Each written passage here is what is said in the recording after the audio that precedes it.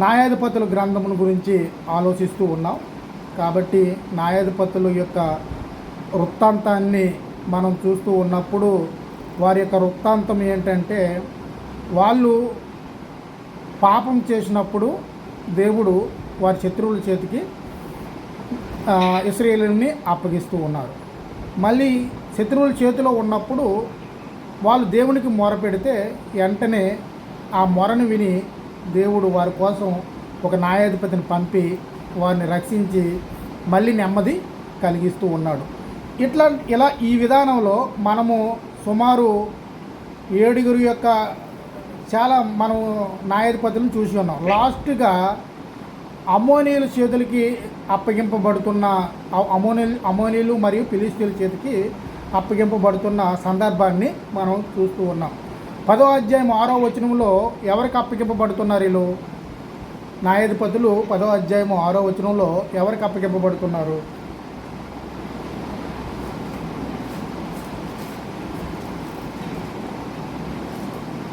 ఎవరైనా చదవండి. 10వ అధ్యాయం 6వ వచనం. ఇశ్రాయేలీయులు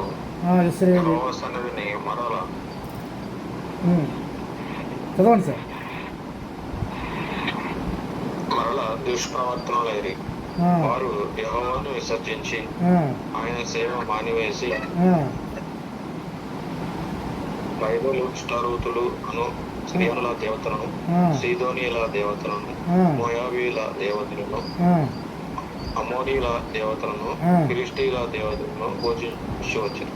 ఓకే, వీళ్ళు మొత్తం అందరూ దేవతలను పూజిస్తున్నారు, కానీ వారికి రక్షణ కలిగించిన నిజమైన దేవుణ్ణి పూజించడానికి మాత్రము వాళ్ళు మనసు తిప్పుకోలేని పరిస్థితి ఏర్పడుతుంది. కాబట్టి వారు దేవుని సన్నిధిని మరలా దుష్కార్యాలు చేస్తూనే ఉన్నారు.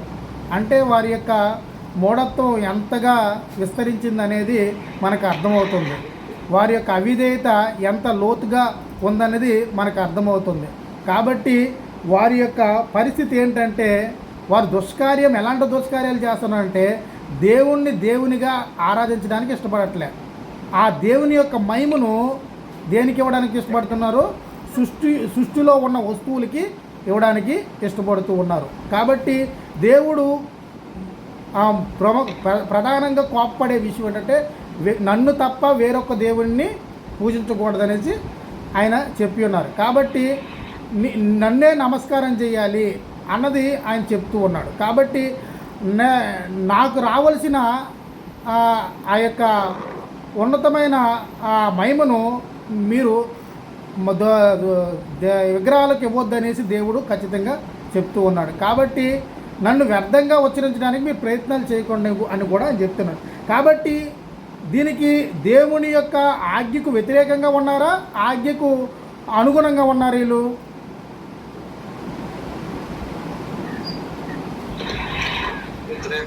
వ్యతిరేకంగా ఉన్నారు. అయితే వ్యతిరేకంగా ఉన్న ప్రజల్ని న్యాయం ప్రకారంగా ఏం చేయాలి? దేవుని యొక్క ఈ యొక్క న్యాయాధిపతుల కాలంలో దేవుడు చేసిన ప్రధానమైన ఆ వృత్తాంతం ఏంటి? ఎప్పుడైతే దేవుణ్ణి ఎరగకుండా ఉన్నారో, దేవుని యొక్క మహిమని మనుషుల యొక్క చేతి పనులైన విగ్రహములకు ఆ యొక్క ఎప్పుడైతే ఇస్తూ ఉన్నారో, అప్పుడు దేవుడు ఏం చేయాలి?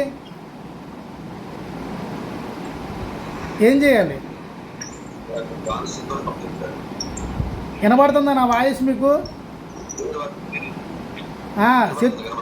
శత్రువుల చేతికి అప్పగించాలి. ఓకేనా? శత్రువుల చేతికి అప్పగిస్తే వారికి బుద్ధి వస్తుంది. ఆ బుద్ధి వచ్చినప్పుడు ఏం చేస్తారు? వారు దేవునికి వారి యొక్క కష్టకాలములలో, వారి యొక్క ఇబ్బందులలో, వారి సమస్యల్లో ఇరుక్కున్నప్పుడు, వారు కఠిన శిక్షను అనుభవిస్తూ ఉన్నప్పుడు, ఆ యొక్క కఠిన హింసలను అనుభవిస్తున్నప్పుడు అందులో నుంచి వారికి ఏం కావాలి? బుద్ధి రావాలి. ఓకేనా? బుద్ధి రావాలంటే వాళ్ళ యొక్క ప్రవర్తనను మార్చుకోవాలంటే వారికి దేవుడు చేసిన వారి నిమిత్తం, వారి యొక్క పితరుల నిమిత్తము దేవుడు చేసిన విషయాలన్నింటినీ కూడా వారి జ్ఞాపకం చేసుకోవాలి. అలాగే వారికి యెహోషువ ద్వారా ఇవ్వబడిన ఆజ్ఞను జ్ఞాపకం చేసుకొని వెంటనే దేవునికి మొరపెట్టడానికి వాళ్ళు ముందుకొచ్చినప్పుడు వారి యొక్క ఆ మొరలను దేవుడు వినే అవకాశం ఉంటుంది. అందుకు అనుగుణంగా దేవునికి వారు మొరపెడుతున్నారా లేదా? దేవునికి వారు మొరపెడుతున్నారా లేదా? ఎక్కడ మొరపెట్టారు చూడండి.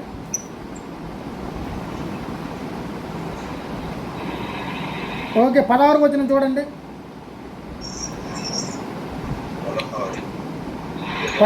15-16.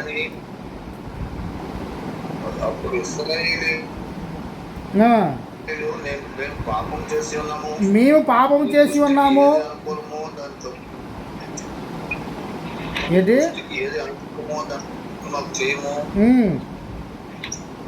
దయచేసి నేడు మమ్మల్ని రక్షించమని చెప్పి యెహోవాను సేవించుకొనని తన మధ్య నుండి అన్య దేవతలను తొలగింపగా ఆత్మ ఇశ్రాయేలులకు కలిగిన దురవస్థను చూసి సహింపలేకపోయాను. ఒకసారి అయితే ముందునేమంటాడు 13వ వచనంలో, అయితే మీరు నన్ను విసర్జించి అన్ని దేవతలను పూజించితిరి గనుక నేను ఇంకను మిమ్మను రక్షింపను అని తీర్మానం చేసుకుంటాడు. ఎప్పుడైతే ఇశ్రాయేలీయులు వారి హృదయాన్ని మళ్ళీ దేవుని వైపుకి తిప్పుకొని వారి దేవుడిచ్చిన మాట ప్రకారంగా వారి విగ్రహాలన్నీ వారి దగ్గర ఉన్న విగ్రహాలన్నీ ఎప్పుడైతే తీసివేస్తూ ఉన్నారో అప్పుడు వెంటనే కనికారం గల దేవుడిగా మారిపోతాడు. వన్స్ కోపం గల దేవుడిగా ఉంటున్నాడు, రౌద్రం గల దేవుడిగా ఉంటున్నాడు. అయినా వాళ్ళు ఎప్పుడైతే దేవుని వైపుకి తిరుగుతున్నారో ఇశ్రాయేలీయులు వారి పాపాన్ని ఒప్పుకొని వారి యొక్క క్రియలన్నింటి విషయంలో వారు అసహించుకుంటున్నారో అప్పుడేమవుతుంది? దేవుడు వారికి దర్శనమిచ్చి దేవుడు వారిని ఇడిపించడానికి వారి యొక్క దురవస్థలను చూసి సహించలేకపోయిను. కాబట్టి వెంటనే వాళ్ళు రక్షించాలనే భారం కలిగి ఉన్నది. భక్తి అంటే అర్థం ఏంటి? భయభక్తులు అంటే అర్థం ఏంటి? భయభక్తులు అనడానికి డెఫినేషన్ ఏంటి? దేవుణ్ణి ప్రేమించడం. అది కాదు. భయభక్తులు అనడానికి డెఫినేషను 8వ అధ్యాయం, సామెత 8వ అధ్యాయం 13వ వచనం చూడండి.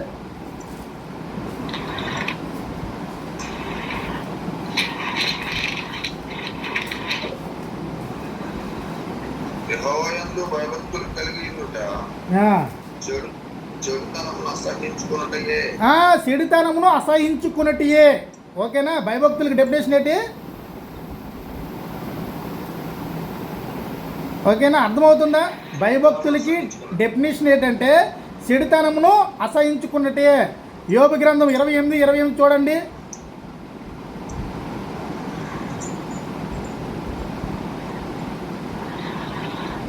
యోబు గ్రంథం 28 రెండో భాగంలో దుష్టత్వమును విడిచిపెట్టుటయే వివేకం అనేసి ఉంటుంది.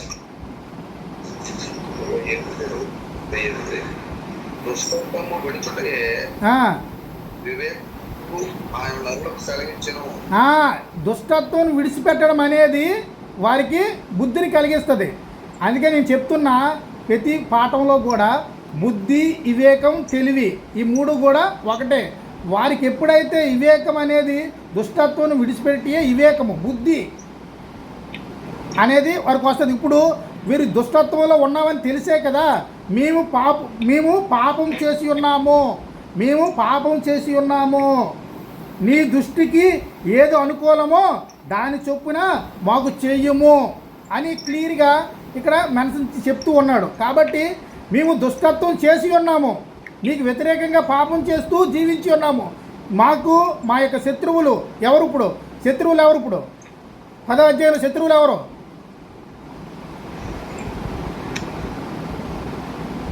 ఇప్పుడు 10వ అధ్యాయంలో శత్రువులు ఎవరు?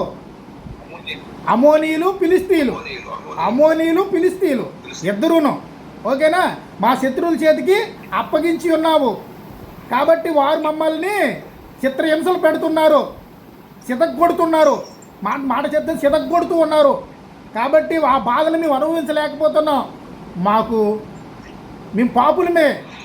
కాబట్టి మేము మా పాపం నుండి బయటపడడానికి నీవు నీకు అనుకూలమైనది మాకు చెయ్యి అని చెప్పినప్పుడు వెంటనే దేవుని యొక్క ఆజ్ఞ ఏంటి, వారి దగ్గర ఉన్న విగ్రహాలన్నింటినీ కూడా, అన్ని దేవతలన్నింటినీ కూడా పారివేయడం తోడనే దేవుని యొక్క మనసు వాళ్ళు చూసి సహించలేక వారికి సహాయం చేయడానికి ముందుకు వచ్చి ఉన్నారు. అప్పుడు ఏం చేశారు? 11వ అధ్యాయంలో గిలాదు వాడైన యెఫ్తాని వారికి న్యాయాధిపతిగా పంపించి ఆ ఫిలిస్తీన్ల చేతిలో నుండి, ఆ యొక్క అమోనీయుల చేతిలో నుండి ఇశ్రాయేలును విడిపించడానికి యెఫ్తాను పంపించినట్లుగా చూస్తాం.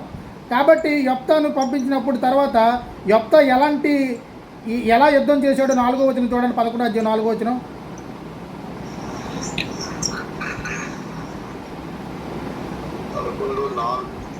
అంటే ఇక్కడ కథ ఉంటుంది, ఆ కథ అంతా మీరు చదువుకోండి, లాస్ట్కి వచ్చేయండి. ఆ కథ అంతా మీరు చదువుకోండి. ఇప్పుడు అంతా కథలు నేను చెప్పే అవకాశం లేదు కాబట్టి 12:7 చూడండి. 12:7 యెఫ్తా సంవత్సరంలో ఇశ్రాయేలుకు న్యాయాధిపతి అయి ఉండెను. గిలాదు వాడైన యెఫ్తా చనిపోయి గిలాదు పట్టణంలో ఒక దాని యందు పాతి పెట్టబడింది. అదే ఈ యెఫ్తా ఇశ్రాయేలుని ఇడిపించే భాగం అంతా కూడా 11వ అధ్యాయం నుంచి 12వ అధ్యాయం వరకు మనకి కనబడుతూ ఉంటుంది.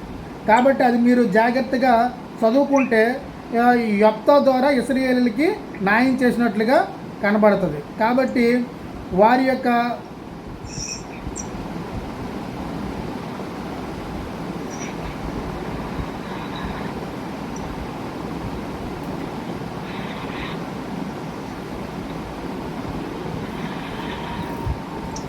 యెఫ్తా రక్షించాడనే భాగాన్ని చూసుకొని మనం ముందుకు వెళ్దాం.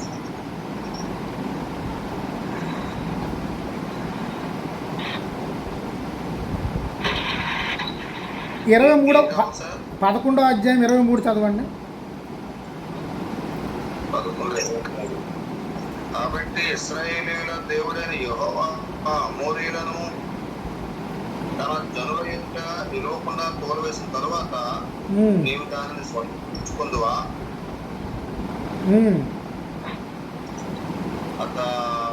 స్వాధీనపరచుకున్నకు కేమోషను నీ దేవత నీకు ఇచ్చిన దానిని నీవు అనుభవించున్నావు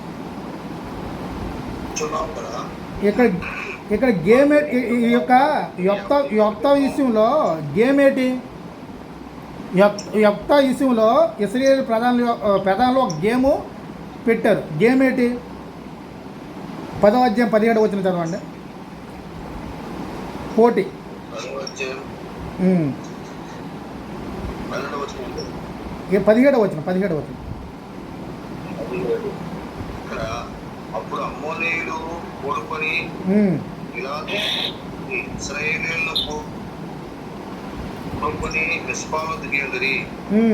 కాబట్టి జనులు అనగా గిలాదు పెద్దలు అమ్మోనీయులతో యుద్ధం చేయ కొనుక్కున్న వాడు ఎవరో వాడు గిలాదు నివాసుని ప్రధానులని అతనితో చెప్పుకొని, ఇదేంటి? మీరు ఎవరైతే అమ్మోనీయులతో ఫిలిస్తీయులతో యుద్ధం చేసి వారిని జయిస్తారో వారు మాకు న్యాయాధిపతి అవుతాడు. ఎవరైతే యుద్ధం చేసి వారి నుండి మమ్మల్ని విడిపిస్తారో వారు మాకు న్యాయాధిపతి అవుతారని ఒక పోటీ అనేది పెట్టడం జరిగింది. అందుకు ఆ పోటీకి సిద్ధపడిన వాడే యెఫ్తా. కానీ మేమందరం కూడా వెళ్ళలేము, మాకు అది యెఫ్తా ఎవరు అసలుకి అన్నదాన్ని 1వ వచనం చూడండి. 11:1.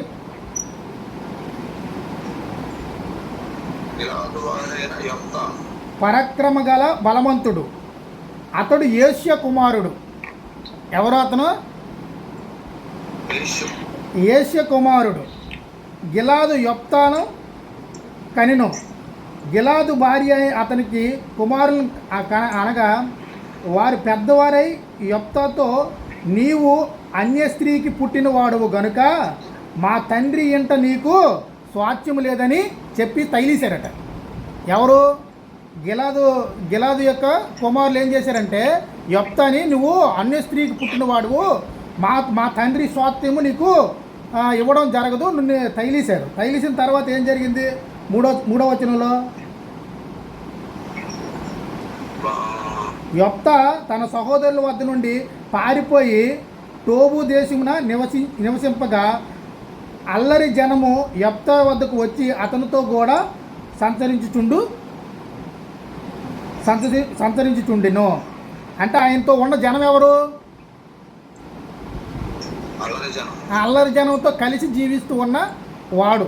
కాబట్టి అలాంటి వాడు 4వ వచనంలో కొంతకాలమైన తర్వాత అమోనీయులు ఇశ్రాయేలుతో యుద్ధం చేయగా అమోనీయులు ఇశ్రాయేలుతో యుద్ధం చేసినందున గిలాదు పెద్దలు టోబు దేశం నుండి యొప్తాను రప్పించుటకు పోయి నీవు వచ్చి మాకు అధిపతిపై ఉండుము.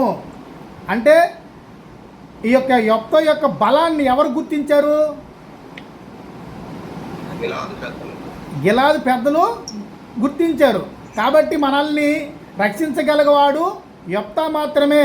ఈ గిలాదు కుమారులు ఎవరు కూడా మనల్ని రక్షించలేరు.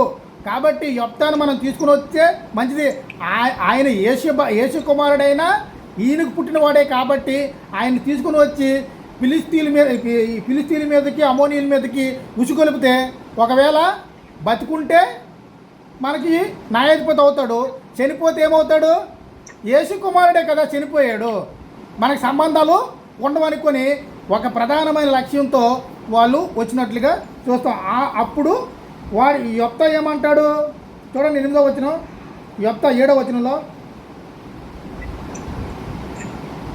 అందుకు యొప్తా మీరు నా యందు పగపట్టి నా తండ్రి నుండి నన్ను తోలివేస్తే అప్పుడు మీకు శ్రమలో మీరు నా యందుకు రానేలా, ఇప్పుడు మీకు కలిగిన శ్రమలలో మీరు నా వద్దకు రానేలా అని గిలాదు పెద్దలతో చెప్పారు. ఇప్పుడు యొప్తా ఎట్లా ఉన్నాడని మీకు తెలుసా? అల్లరి మోకలతో ఆయన ఉంటున్నాడంటే ఒక రౌడీ, ఆయన ఒక రౌడీ, అలాంటి వ్యక్తి. కాబట్టి ప్రజలు ఏం చూసారో అలాంటి వాడే, అలాంటి మూర్ఖత్వం గలవాడే ఈ యొక్క అమోనీయులను ఆ ఫిలిస్తీన్లను జయించగలడు అని ఈ యొక్క పెద్దలు గ్రహించారు.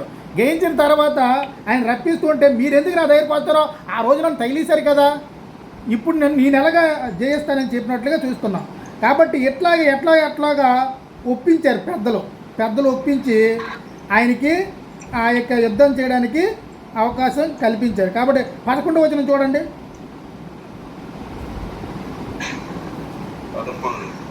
కాబట్టి కూడా పోయినప్పుడు జనులు తమ ప్రధానులుగా అధిపతిగా నియమించుకుంది.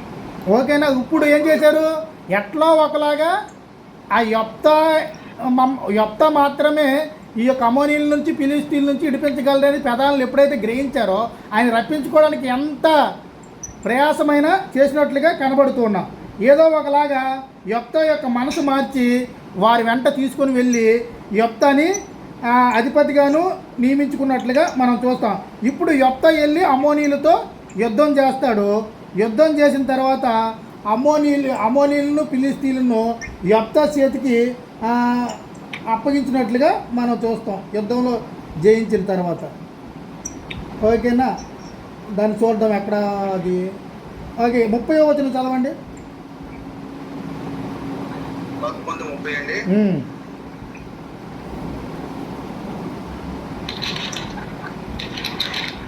అప్పుడు యొప్తా యెహోవాకు మొక్కుకొనెను, ఎట్లనగా చేతికి అమ్మోనీయులు నిత్యముగా అప్పగించిన ఎడల నేను అమ్మోనీయుల యొద్ద నుండి క్షేమంగా తిరిగి వచ్చినప్పుడు నన్ను ఎదుర్కొనుటకు నా ఇంటి ద్వారం నుండి బయలుదేరి వచ్చినదేదో అది యెహోవాకు ప్రతిష్ఠితమగును, దహన బలిగా నేను అర్పించదను అనేసి యొప్తా మొక్కుకుంటాడు.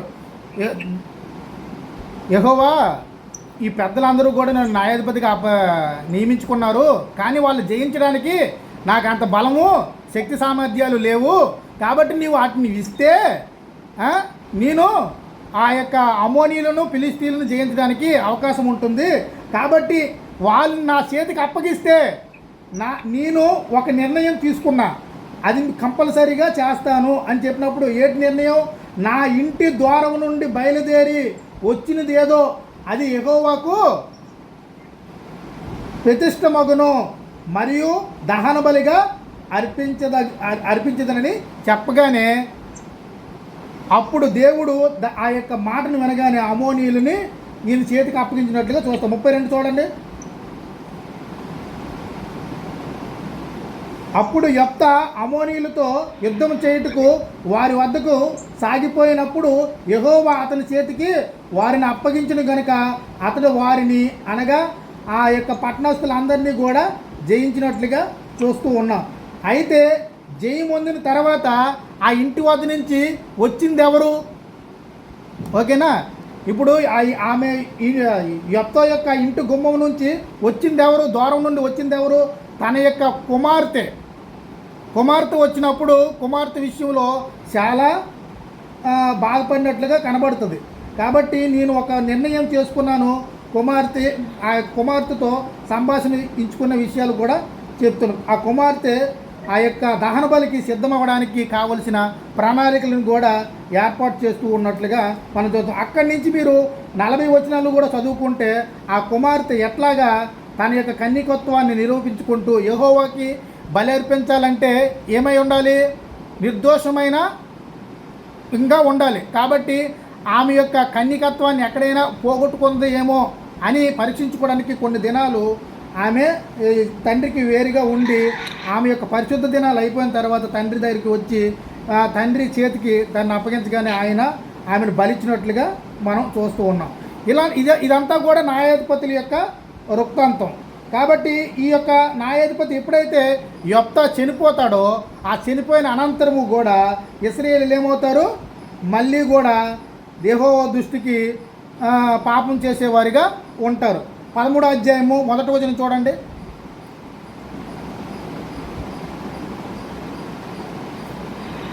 యెఫ్తా చనిపోయాడు ఇక్కడ. ఓకేనా? యెఫ్తా చనిపోయిన తర్వాత 13వ అధ్యాయం 1వ వచనంలో ఇశ్రాయేలీయులు మరలా యెహోవా దృష్టికి దోషులు కాగా యెహోవా 40 సంవత్సరములు వారిని ఫిలిష్తీయుల చేతికి అప్పగించెను. ఈసారి ఎక్కువ సంవత్సరాలు ఫిలిష్తీయుల చేతికి అప్పగించినట్లుగా కనబడతాం. ఇప్పుడు దాకా చూసుకుంటే 10, 8, 7, 18 సంవత్సరాలు ఇట్లాగే చూసి ఉన్నాం. అయితే ఇప్పుడు మాత్రం పూర్తి స్థాయిలో దేవుడు 40 సంవత్సరాలు ఫిలిష్తీయుల చేతికి అప్పగించినట్లుగా చూస్తాం. ఈ ఫిలిష్తీయులు ఎవరైనా మనం ఆలోచిస్తున్నాం? ఫిలిష్తీయుల చేతిలో నుండి రక్షించడానికి న్యాయాధిపతిని ఎవరు పంపారంటే ఫిలిష్తీయుల చేతి నుంచి న్యాయాధిపతిని రక్షించడానికి 13వ అధ్యాయము సంసోన్ని మనకి పంపుతారు. సంసోను యొక్క కథ అంతా కూడా మనకు తెలుసు. ఓకేనా? గతంలో సంసోను ఎట్లాగా వారిని జయించాడనేది విషయం అంతా కూడా మనం చూసాం. 16వ అధ్యాయం దాకా సంసోను యొక్క కథే ఉంటుంది. 13వ అధ్యాయం నుంచి 16వ అధ్యాయం దాకా 16వ అధ్యాయం లాస్ట్ దాకా కూడా సంసోను ఇశ్రాయేలుని రక్షించడము, సంసోను ఇశ్రాయేలు రక్షిస్తూ ఉన్నప్పుడు ఫిలిష్తీయులు సంసోను యొక్క బలం ఎక్కడుందని ఎతకడము, ఆ బలాన్ని తెలుసుకున్న తర్వాత దెలీలా ఆ బలాన్ని తెలుసుకొని ఫిలిష్తీయుల చేతికి సంసోన్ని అప్పగించడము. సంసోను ఆ దాగోను గుడిలో ఉన్నప్పుడు దేవుణ్ణి ప్రార్థిస్తున్నప్పుడు ఒక్కసారి నాకు బలం ఈ శత్రువులందరినీ కూడా ఒకేసారి చంపేస్తానన్నప్పుడు ఒక్కసారి దేవుడు బలాన్ని ఇచ్చినప్పటికీ ఆ స్తంభాలన్నింటినీ కూడా మొత్తం ఆ యొక్క ఫిలిష్తీయులందరినీ కూడా సర్వనాశనం చేసినట్లుగా చూస్తాం. ఇదంతా కూడా న్యాయాధిపతి సంసోను యొక్క వృత్తాంతం. అయితే 17వ అధ్యాయానికి వచ్చేద్దాం. అయితే మన న్యాయాధిపతుల యొక్క వృత్తాంతం అయిపోయింది. వారి నుంచి విడిపించడము, మళ్ళీ వారిని సురక్షితంగా ఉండడము అన్నీ కూడా జరిగిపోయింది. అయితే 17వ అధ్యాయంలో ఏముంది? 17వ అధ్యాయంలో ఏముంది?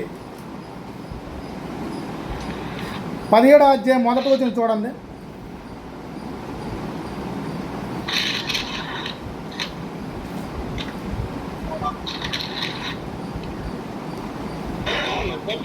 విగ్రహాలను 17వ అధ్యాయం 1వ వచనంలో అంటే ఇది ఈ సందర్భం ఎప్పుడు జరిగింది అన్నది మనకి కావాలి. ఈ సందర్భం ఎప్పుడు జరిగింది? ఈ సందర్భం ఎప్పుడు జరిగింది అంటే సంసోను కాలం అయిపోయిన తర్వాత జరగట్లే. ఇది ప్రారంభంలో జరిగిన విషయాలు. అంటే ఈ యొక్క న్యాయాధిపతులు ప్రారంభంలో ఉన్న దశని 17వ అధ్యాయం దగ్గర లాస్ట్ని రాసినట్లుగా మనకి కనబడుతుంది. కాబట్టి న్యాయాధిపతుల కాలంలో జరిగిన కొన్ని ముఖ్యమైన సంఘటనలను వివరిస్తుంది. కానీ ఇది కాలక్రమంగా వచ్చిన చరిత్ర అనేసి మనం చూడాలి. కాబట్టి చివరిలో జరిగినవి అని బైబిల్లో చెప్పలేదు. కానీ ఇది వాస్తవానికి న్యాయాధిపతుల కాలంలో ప్రారంభంలోనే జరిగి ఉండవచ్చు అనేసి అనేక బైబిల్ గ్రంథాలు కూడా మనకి తెలియజేస్తుంది.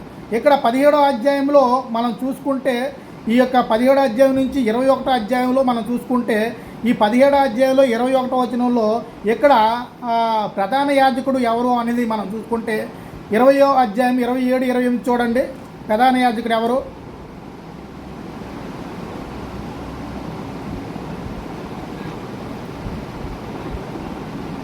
ఇరవై అధ్యాయము 27, 28.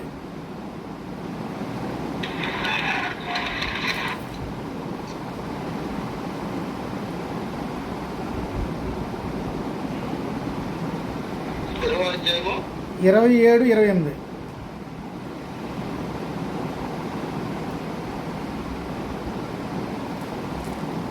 చదవరా?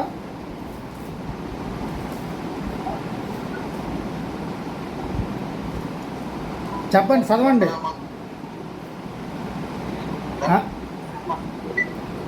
20వ అధ్యాయము 27, 28. ఇక్కడ ప్రధాన యాజకుడు ఎవరు అన్నదాన్ని మనం కోట్ చేస్తున్నాం.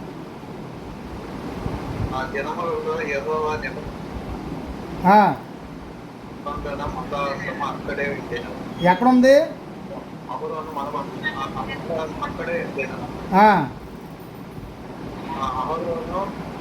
మనమడును కుమారుడైన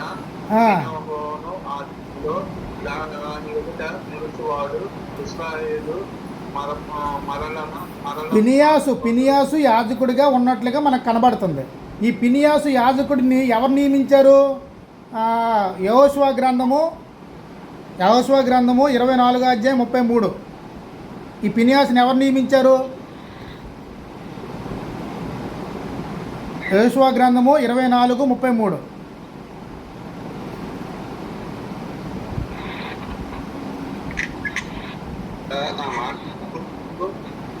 వినబడుతుంది. 33 ఎవరైనా చదవండి. యెహోషువ 24:33 చూసుకుంటే అక్కడ, మరియు అహరోను కుమారుడైన ఎలియాజరును మృతి పొందినప్పుడు ఎఫ్రాయిముల మన్య దేశములలో అతని కుమారుడైన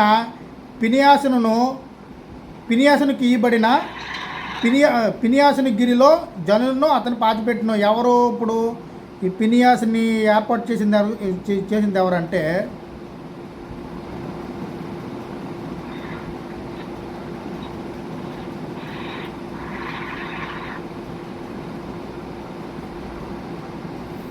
ఈ యాజకుడైన పినియాసుని, ఇక్కడ పినియాసుని గురించి వచ్చింది. ఈ పినియాసుని యెహోషువ నియమించినట్లుగా మనకి కనబడుతూ ఉంది. కాబట్టి ఈ యొక్క పినియాసును, అంటే ఇప్పుడు ఈ యొక్క గ్రంథము యెహోషువ 17వ అధ్యాయం ఎప్పుడు జరుగుతుందంటే, యెహోషువ చనిపోయిన తర్వాత జరుగుతున్న సందర్భాలు అనేది మనకు అర్థం అవ్వాలి. యెహోషువ చనిపోయిన తర్వాత జరుగుతున్న సందర్భాలు అంటే అప్పటికి న్యాయాధిపతులు అనేవాళ్ళు ఇంకా రాని సందర్భాల్లో ఈ యొక్క కాలం అనేది నడుస్తూ ఉంది అన్నదాన్ని మనం అర్థం చేసుకోవాలి. కాబట్టి అక్కడ న్యాయాధిపతి పినియాసును ఉన్నాడు. కాబట్టి ఇక్కడ 17వ అధ్యాయానికి వచ్చినప్పుడు న్యాయాధిపతి పినియాసును ఉన్నాడు. ఎందుకంటే 17వ అధ్యాయానికి వచ్చినప్పుడు ఈ యొక్క ఫిలిస్తీన్ల చరిత్ర ఒత్నియేలు న్యాయాధిపతి నుంచి, ఒత్నియేలుతో న్యాయాధిపతి మొదలవుతాడు. తర్వాత సంసోన్తో ముగిస్తాడు. ఈ మొత్తం చరిత్ర అంతా ఎన్ని సంవత్సరాలు జరుగుతుంది? సుమారు 300 సంవత్సరాల చరిత్ర అది. ఓకేనా? ఇది ఒత్నియేలు నుంచి సంసోన్ వరకు 300 సంవత్సరాల చరిత్ర. ఇక్కడ 17వ అధ్యాయంలో 300 సంవత్సరాలు పినియాసును ఉన్నాడు కదా యాజకుడిగా. అర్థమవుతుందా మీకు? పినియాసును యాజకుడిగా ఉండడానికి అవ్వదు. కానీ ఈ 17వ అధ్యాయంలో నుంచి 21వ అధ్యాయం వరకు జరిగిన సందర్భం ఏమిటంటే, ఈ న్యాయాధిపతులు రాకముందు కాలం యొక్క పరిస్థితి అనేది మనకు అర్థం కావాలి. అంటే పినియాసుని యాజకుడిగా ఉన్నప్పుడే జరుగుతున్న సందర్భం. అంటే యెహోషువ చనిపోయిన వెంటనే పినియాసుని ప్రధాన యాజకుడిగా ఉన్నాడు. కాబట్టి ఆ యొక్క కాలంలోనే ఈ యొక్క న్యాయాధిపతులు రాకముందు కాలంలోనే ఈ యొక్క విషయాలన్నింటినీ కూడా జరిగిస్తున్నట్లుగా మనం చూస్తూ ఉన్నాం. కాబట్టి ఇక్కడ 17వ అధ్యాయంలో చూసుకుంటే వాళ్ళు విగ్రహారాధనకి మొగ్గు చూపిన వారిగా తయారవుతుంది. 1 నుంచి 13 వచనాల్లో మనం ఆలోచిస్తే, ఈ యొక్క 17వ అధ్యాయం 1 నుంచి 13వ వచనంలో ఆలోచిస్తే వాళ్ళు మేకా ఒక విగ్రహాన్ని చేసుకున్నట్లుగా మనం చూస్తూ ఉన్నాం. కాబట్టి మేకా ఎవరు అసలుకి? 17వ అధ్యాయం 1వ వచనం,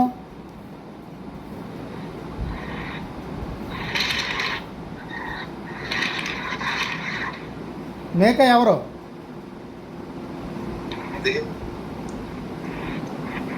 మేకాను ఎఫ్రాయిముల మన్యు దేశంలో ఉండెను. అతడు తన తల్లిని చూసి, నీ యొద్ద నుండి తీసుకొనిన రోకలు అనగా నీవు ప్రమాణం చేసి వినికిడిలో మాట్లాడిన ఆ 1,100 వెండి రోకలను నా వద్ద ఉన్నవి, ఇదిగో నేను వాటిని తీసుకుంటునని ఆమెతో చెప్పగా, అతని తల్లి, నా కుమారుడా, యెహోవా చేత ఆశీర్వదింపబడును గాక అనిను. అప్పుడు 1000 రోకలను తన తల్లికి మరలా ఇయ్యగా, ఆమె పోత యజ్ఞము చేయించుటకై కుమారుని చేత తీసుకొని ఈ రోకలను నేను యెహోవాకు ప్రతిష్ఠించి ఉన్నాను, నీకు మరలా ఇది ఇచ్చేదనని అతడు ఆ రోకలను తన తల్లికి ఇయ్యగా, ఆమె వాటిలో 200 పట్టుకొని కంచలికి అప్పగించును. అతడు వాటితో చెక్కబడిన ప్రతిమారూపమైన పోత విగ్రహమును చేయగా, అది మేకా ఇంటి ఉంచబడిను. మేకా అను ఆ మనుషునికి దైవ మందిరం ఒకటి ఉండెను. మరియు అతడు ఏపోదును గృహదేవతలను చేయించి తన కుమారులలో ఒకరిని ప్రతిష్ఠింపగా, ఇతడు అతనికి యాజకుడాయెను. ఆయన ఆ దినములలో ఇశ్రాయేలుకు రాజు లేడు, ప్రతివాడును తన ఇష్టానుసారంగా ప్రవర్తించుచూ వచ్చెను. ఏం చేశారు? ఆ దినాల్లో ఒక పరిపాలకుడు అనేవాడు లేడు. కాబట్టి వాళ్ళు ఏం చేస్తున్నారు? విగ్రహాలనే యెహోవా అంటున్నారు. విగ్రహాలనే యెహోవా అనే విధానంలోనికి వచ్చేశారు. కాబట్టి వాళ్ళు విగ్రహాలను పూజించే క్రమాన్ని ఎప్పుడు ప్రారంభించారు?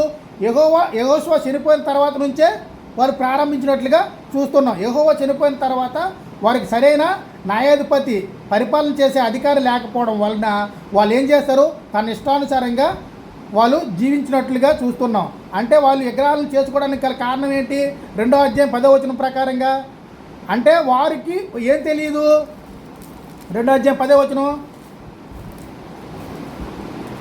న్యాయాధిపతులు 2వ అధ్యాయం 10వ వచనం, వాళ్ళు ఎందుకు అలాగ అయిపోయారు?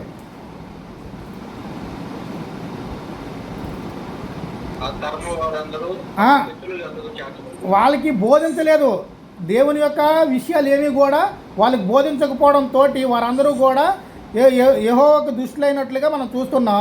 వారు ఏం చేస్తారు? విగ్రహాలను బయలు దేవతలను పూజించినట్లుగా మనం చూస్తున్నాం. ఆ క్రమంలోనే ఈ యొక్క మేకా కూడా తన ఇష్టానుసారంగా తన యొక్క బుద్ధికి కలిగిన దాన్ని బట్టి ఈ విగ్రహాలను పూజించి ఆ విగ్రహాలే యెహోవా అని వాళ్ళు ప్రార్థన చేస్తున్నట్లుగా మనం చూస్తున్నాం. అలాంటి అప్పుడు వారి విషయంలో దేవుడు ఎలాంటి క్రమాన్ని తీసుకుంటున్నా అనే విషయాన్ని అక్కడ మనకి తెలియజేయబడుతూ ఉంటుంది.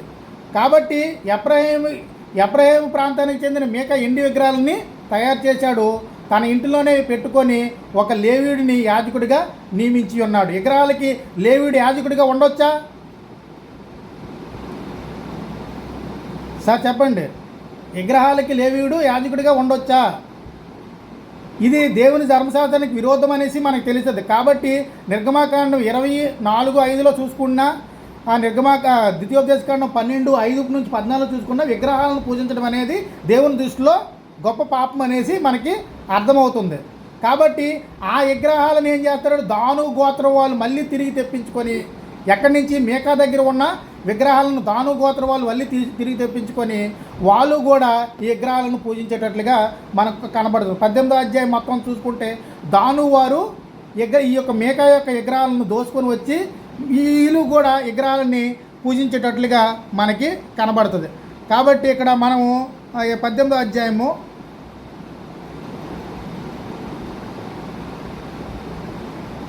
18వ అధ్యాయం అంతా కూడా మీరు చదువుకుంటే అక్కడ మీకు అర్థమవుతుంది. అర్థమైన తర్వాత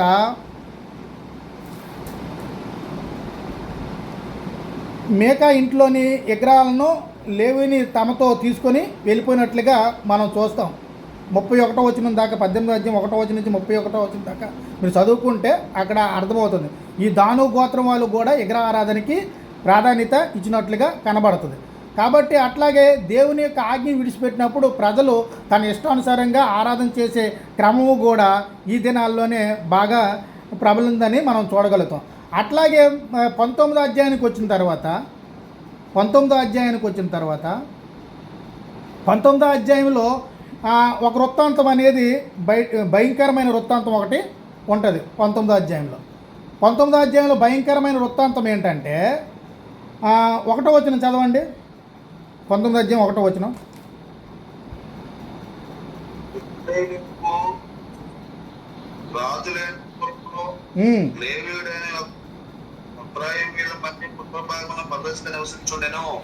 ఓకే, ఒక లేవీయుడు ఎఫ్రాయిము మనిలో నివసించుచుండెను.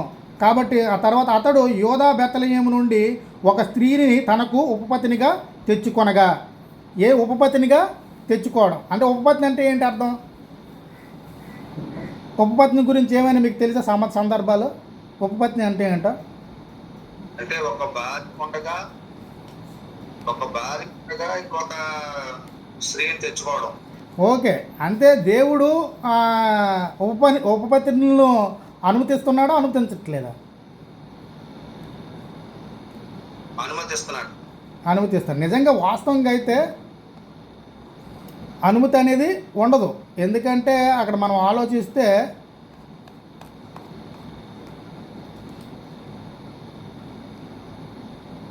ఉపపత్ని విషయంలో చాలా జాగ్రత్తలు మనం తీసుకోవాల్సిన అవసరము ఉంటుంది. ఓకే, వెళ్ళింది ఉపపత్ని అంటే కేవలము మనము అబ్రహాము యొక్క జీవితంలో ఏం చూస్తాం ఉపపత్ని గురించి? 25వ అధ్యాయంలో, ఆదికాండం 25వ అధ్యాయంలో ఉపపత్ని గురించి ఏం చూస్తాం?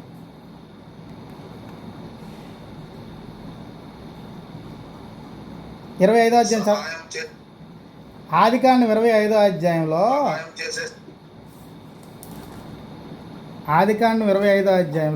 ఉపపత్ని గురించి ఏం మాట్లాడారు? ఎవరు ఉపపత్ని అసలుకే ఆదికాండంలో అబ్రహాంకి? 25:1 నుంచి 5 వచనాలు చదవండి. మరలా ఒక స్త్రీని వివాహం చేసుకుని ఆమె పేరు కెతూరా. 6వ వచనం చదవండి. అబ్రహాము తమ ఉపపత్నుల కుమారులకు బహుమానములు ఇచ్చి తాను సజీవుడని తన కుమారుడు ఇస్సాకు వద్దకు. ఇప్పుడు అబ్రహాముకి తన ఉపపత్నుల కుమారులు ఉన్నారా లేదా? ఉపపత్నుల కుమారులకును ఓకేనా ఏం చేశారు? బహుమానాలు ఇచ్చి పంపించారు. అంటే స్వాస్థ్యంలో భాగం ఉండదు. ఉపపత్ని కుమారులకు స్వాస్థ్యంలో భాగము ఉండదు. కాబట్టి మన టైం అయిపోయింది, ఇంకా 4 నిమిషాలు ఉన్నది. కాబట్టి ఈ ఉపపత్నుల భాగంలో వాళ్ళకి స్వాస్థ్యం ఉండదు. కేవలము ఎవరైతే సొంత భార్య ఉంటుందో సొంత భార్య కుమారులకు మాత్రమే స్వాస్థ్యం ఉంటుంది. కానీ ఆ ఉపపత్ని కుమారులకు స్వాస్థ్యం ఇవ్వడానికి ఆ హక్కులు లేనట్టుగా మనం చూస్తాం. కాబట్టి ఇక్కడ కొద్దిగా లింక్ మిస్ అయింది, ఉపపత్ని లింక్.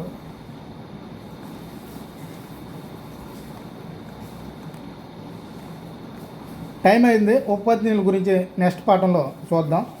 ఇంతవరకు ఓపుతో ఉన్న మీ అందరికీ కూడా యేసుక్రీస్తు నామములో వందనాలు తెలియజేస్తాను.